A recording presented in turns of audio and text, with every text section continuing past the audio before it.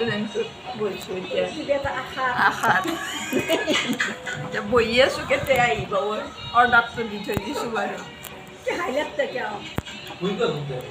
গাড়ী চাড়ী কৰি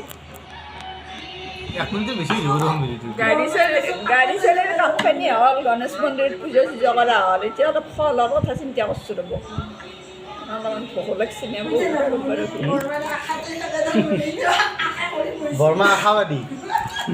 মানে সদায় আশাবাদী হ'ব লাগে আমাৰ বাইদেউ সদায় আশাতেই থাকে তাৰমানে আশাৰে জীৱন দাদা এইৰকম সদায় আশা তুমি নকওঁ মোৰ মিষ্টাৰো আছে লগত দেখাত নাই দিওঁ